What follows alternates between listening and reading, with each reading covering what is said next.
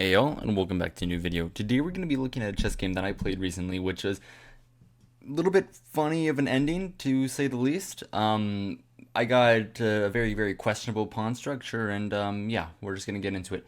I started off the game with d4, my opponent goes knight f6, and I played bishop to g5, which is the Trompowsky attack, an opening that I play very often, and this just tries to get my opponents out of, like, classic theory, like, stuff that they know, so then we can like have some fun, because of course fun is always fun. My opponent thinks for a minute on move 3, on move 2, and plays the move d5. Wait, no, I'm thinking of someone else. Sorry, no, he plays d5 in 1 second. Yeah, d5, bishop takes f6, e takes f6, and e3. We get into a very simple game. Bishop to d6, and I play the move c4. Going for some pretty active play. The point is that I want to give him an isolated pawn after the move c6, which is basically what the point of this opening is, where white is going to give black an IQP in the center. White's going to play like g2, knight e2, bishop g2, knight c3, queen b3, and try to target it. This is like the main point of this opening, at least in the d5 lines. And yeah, I do just that. c6. C takes d5, c takes d5, and knight to c3. Very common stuff. Bishop to e6. I played g3. Very simple idea. The setup is here. Okay, if I can draw arrows. Here, and queen to b3. Oh my goodness, I cannot draw arrows today. And we put pressure on this pawn. This is the main point. The knight is able to come up here in some lines. The knight is also able to like solidify this in some lines. And we play chess. Castles, bishop g2, knight to d7. I played knight g2 e2 after a decent bit of thought. For some reason, I didn't really understand why. I don't really understand why I did this. I was a little bit scared of taking this pawn for some reason. Yes, he hung it, but I don't know. After knight takes, I thought that I was losing after here, and queen to a5, attacking my bishop and my king, which is winning. But for some reason, I didn't even look at bishop takes d5, which is just the same thing, but like queen a5, I have knight c3, and I'm like up a pawn. I don't know why I didn't see that. Not my best day today, but in either case, that's what happens, and I don't take the pawn. I instead play knight g2 e2, which makes sense. It's just going with the setup, kind of autopiloting it. But you know, I probably shouldn't play things that I don't know exactly what I'm doing. So I decided to go for this. Knight to b6 makes a lot of sense. That's the point of knight to d7, trying to bring the knight up to b6 and defend the pawn even more. Of course, I simply castle my king, which seemed pretty logical to me. Getting the king out of the center makes sense to avoid any checks later after the knight moves. Bishop to b4 anyway, and I simply played move queen to b3, which is putting all the right squares on the right places. Now I have all the right pieces on the right places. Now I have every piece exactly where I want it. The knight is here, the queen is here, the knight is here, and the bishop is here, and my king is castled. This is the exact setup I was telling you about, and now the game is going to proceed with me probably having a very pleasant game, since black has done basically nothing that he needs to. He needed to put some pressure on me, and he hasn't done that. So now I've kind of gotten a decent game. And also, he has to give up his bishop pair. Bishop takes c3, knight takes c3, and queen to d6. And now I have to find a plan. I've played all the normal moves, played all the easy moves, and this pawn is defended. So what do I do next? Well, there's a couple more improving moves that I can play. I simply took a second and played rook a to c1, which I thought made a lot of sense, right? Bringing the rook to the c-file. C-file is open all the way, so this is probably where the rook wants to be, and I'm not entirely sure of what to do next. I'm kind of just like letting my opponent play and give me something to work with here, because this is a kind of a complicated position, because I just don't have that many improving moves left. Knight to c4 makes sense. He's putting the knight on a pretty active square. He's threatening to fork here, so I have to do something about it. And I kind of do the worst thing that I possibly could. This was very silly. I should have just played rook to c2 and called it a day. Looking to double up my pieces and my rooks, and I would have a very nice position. But instead, I kind of I don't even know what was going on with me this game. Like I kind of was playing poorly here, so I instead of putting my rook on c2, which makes the most sense, I just moved my f rook so then it wasn't in the way, not even into the right square. If I wanted to move my f rook, I probably should have put it on d1. But instead I was like, what is the rook doing on d1? It's defending this square from the knight, but like I don't care. So I just played rook f to e1, which doesn't make much sense at all. Like this is just kind of stupid. The only move that should be played here is rook to c2 because it does everything that I want to do. It stops this and it also prepares this. But for some reason I just wasn't thinking clearly. So rook f to e1 on the board, a6, another god awful move. And this, in fact, lets me play a nice little tactic, which I saw during the game and I played here. Knight takes d5. This is a difficult tactic to see because you think that it's not working. You think it's not working. The point is, of course, after knight takes, bishop takes, bishop takes, queen takes, I'm gonna win the knight back and be up a pawn, right? That's the main point, which makes sense. But then you kind of look at it a little bit more clearly. After bishop takes d5 and bishop takes d5, isn't there like, sorry, wait, what am I talking about? Yeah, bishop takes d5, bishop takes d5. Isn't there the move knight to a5? The queen can no longer defend the bishop, and then after like some move like this, the queen is going to win the bishop. That seems a little bit strong, but then what I saw in the game, which made me want to play this, was that after that line, I'm able to play the move rook to c5, right, hitting the queen and the knight. And after the queen moves, I'm able to pick up the knight. But then the line goes further. Queen back. I cannot take the knight with a queen because of this, and he's forking me, and I would be losing the game. So does it work? Does it work at all? I'm not entirely sure. Maybe it does, maybe it doesn't. And then you kind of see exactly what happens after the move rook here. After the move rook takes, and after b6, the rook is going to be trapped. The rook is trapped. You have to go to this move if you want to survive, but if you figure it out properly, the queen is left undefending this pawn, so the rook would be able to take, and then that's the line that I went for. Takes, knight a5 here, queen c4, rook c5, queen d6 here, and yeah, can't go here because of this, and I'd be winning. Also, by the way, b6, while you may think, okay, there might be something here like rook to d5, this is also not working because of queen to e6, for example. Defending this, the queen is unable to guard the rook, so I would be losing the game. Instead, rook to c5, I'm able to pick up my knight back, and yeah, he could play b6, but then he would lose the pawn, so he instead goes with the move b5, which is a very, very active move, and his point is that he thinks that at the end of the day, my rook is out of the game, and I would have some troubles to bring it back in. He's correct. I simply play queen a3, threatening a queen trade.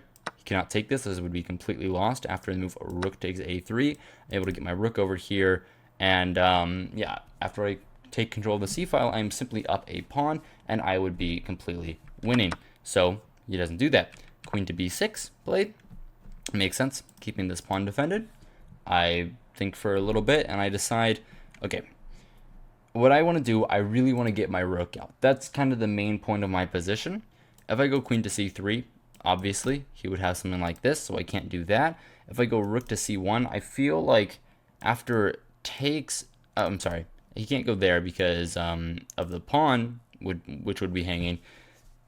But it doesn't really feel correct because my queen is a little bit cramped, and if my queen has to guard the rook, then both pieces are out of commission, and I don't want that to happen. So I decided, okay, what I'm going to do first, before anything, I'm going to play the move b4. Pretty simple move, pretty standard move. I'm simply defending the rook, and the idea in the long run is that I want to bring my queen around, bring my queen back maybe to b2 or c3 in some lines, and then I want to play a4. And I'm just going to try and open up my rook on the 5th rank and get my rook like some activity, since it's of course off the board. Rook f to c8. Now I go rook to c1. Taking on c1 I thought wasn't that correct, but it might be okay after like queen b7 maybe, trying to play rook to c8. But then of course I get like a4, and I don't know. It's complicated here. I thought that I was probably doing well here. Like, for example, sample line, rook to c8, queen to b2. I'm actually already doing... Oh, I'm doing poorly because of this. Oh, right. Right, this diagonal is actually very strong for him. Oh, I didn't even realize that. Yeah, like takes, rook a4, and he has compensation for the pawn after like rook to c4 and like queen here. Ooh, that is actually pretty bad. I'm glad I didn't get into this line. Yeah, but instead he didn't go for that. Rook to c1. He decided not to trade the rooks, which I guess is good. I thought that it was bad. And instead played the move rook to c6, which makes sense. His point is he wants to double up, but the issue is that doubling up doesn't ever work. like he's always destabilizing his pawn very, very frequently when he's doubling up there. So I thought this couldn't be correct, and I had to just play a move. So I played rook c5. Not really too much thought there. I'm just putting my rook into a very active space.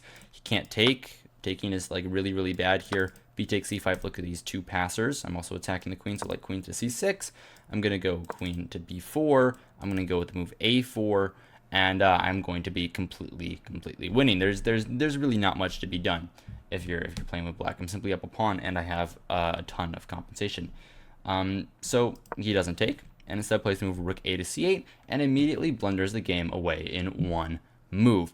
Rook a to c8 is a huge mistake because of a very, very simple tactic that for some reason I completely missed. I saw this tactic later, but currently as it is, I didn't see this. Probably what I should have done if I didn't see the tactic, I should have played like queen b3. And the point is, okay, if you take, I have to take with the d pawn. You can't really take this because this is just really bad for him. I thought queen d5, right? He has one check, and yeah, the pawn is way too powerful. I lose my extra pawn, but I'm just completely winning. He has to go g6, and go c6 here. I don't know, check here, and yeah, this is just game over. He never has a perpetual check, and I should be completely golden here. I don't know why I didn't do that, and I instead played queen to c3, which makes sense. It's trying to put pressure over here, but it's walking directly into a pin, and it's already a big mistake. Queen to c3 here, and my opponent goes for a very, very active play. He goes for the move h5, and I'm already starting to kind of take a little second and realize that's probably a little bit dangerous. But what I should have done here, I should have simply played h4.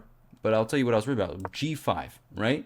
Like he just throws everything out at me. Takes. I can never take this. This is... Ooh, I can. Okay. I'm really good at chess. Yeah, no, that I can't. Ooh, maybe I should be a little bit more careful and figure things out properly, but the point is that I can't take this pawn, right? The queen hangs. Oh, that's not good. That's not a good sign. That's not a good sign. Yeah, I guess that's why I didn't play h4. I'm a little dumb. And that's why I instead played the move a4, which is also pretty active. I'm going with my plan of opening up my other rook, which is on the corner of the board, which I needed to open up anyway. So a4 on the board. B takes a4, rook takes a4, and h4 here. And this is probably his best try because, for example, the common move here, there's a million ways white can blunder. The common move here is to just play queen to g2, but this loses automatically after takes. He has this fork, rook and king, right?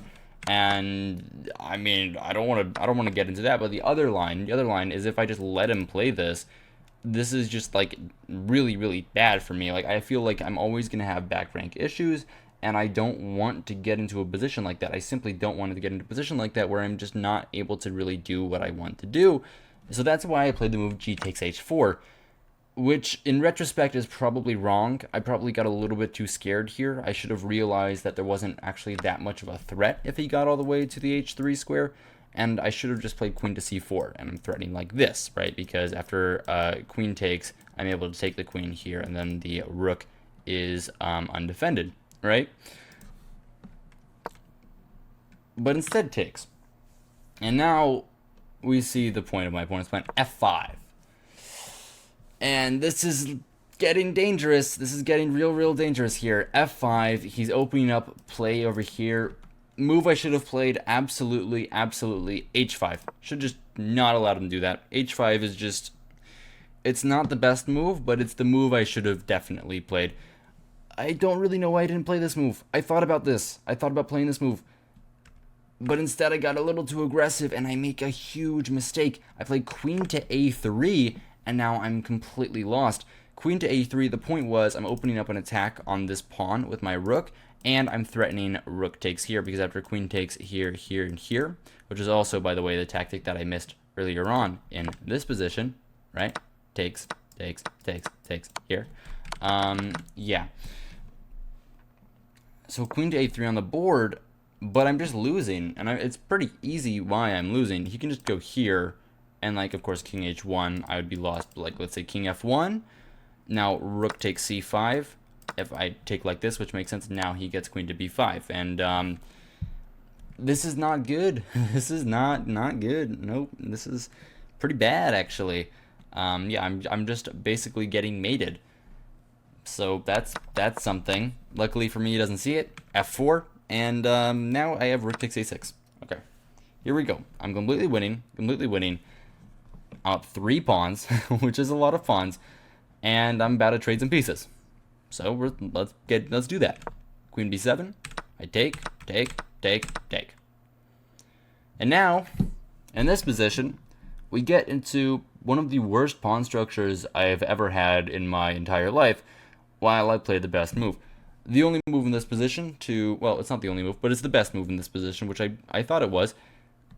I have to take on f4, which I do. And yeah, foreseeing this, white is up 4 pawns, but they're these pawns, which is just ridiculous. This is an insane pawn structure. I don't think I've ever had this during the game, but what's wonderful here is that I'm completely winning. And yeah, it's not even close. My opponent goes queen to e4, which is a very nice move, just going after my pawns and trying to win some pawns. I decide here I'm going to play the move of queen to c3, guarding everything. I want to play queen to e3, but I wasn't sure about this, and I didn't like that I'm losing like this pawn, like, because that's like my most powerful pawn. It's the farthest out. But I guess here I have like queen takes f7. Yes, I do. I have queen takes f7, and like this is winning for white. I'm up 3 pawns, and even though they're like god awful, I can win this position. This is not the hardest thing in the world. He has no checks, right? Probably what I should have done.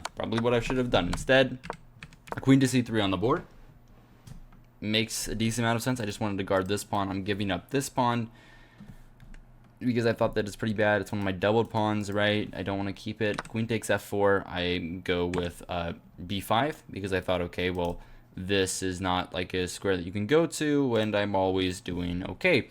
But now queen to g4, and yeah, this is not looking too good.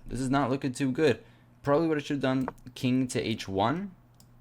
After check at king g2, here I have queen to g3, and after queen takes d4, I have like queen to f3, and now he has no more checks. But this is difficult. To find. Like, he always has stuff like queen b4, right? Like this is not something that I want to partake in, right? Like, I'm gonna lose the pawn if I try to defend it. There's like a perpetual check with queen to g4, right? I don't even know what I play here. What do I do? I play queen f5. Oh, so cool. Or I guess queen here. Yeah, that makes sense. I'm defending this square, right? That's the point. But instead, king to f1, queen to d5. I repeat moves once, and I then play the move queen to e1. But you'll notice in this position that even if my position is good, the time situation is really not. 127 to 633 is just not good. Not good at all. Queen takes d4. I go queen e8 check, and I get a little bit too intense. I probably should have played queen e2. But I was getting very, very scared that I was gonna blunder a draw here, because what's about to happen is that like he has so many checks on my king. My king is like bare naked. He has this check, this check, this check, this check. He's gonna have some checks over here after he's gonna get some of this pawns, and it like feels like I'm gonna lose everything, right? Like it doesn't seem like I'm able to save this position, but I absolutely am, and I blunder it immediately. I just completely make a huge mistake, and I blunder draw. Queen takes f7, and it's an easy perpetual. For some reason, I didn't think it was, but yeah, just a draw. Fortunate, but you know, when you get into a pawn structure like, what's a good example? Like this is just, this is hard to win. This is hard to win, even if the one with the pawn structure is up 4 pawns, which is insane. Either way, that's all I've got for you today. Hope you guys enjoyed. Hope you guys found this entertaining, instructive, all of the above. If you did, remember to like, subscribe, do all the numbers YouTubers tell you to do. And yeah, that's it. Good evening and good night.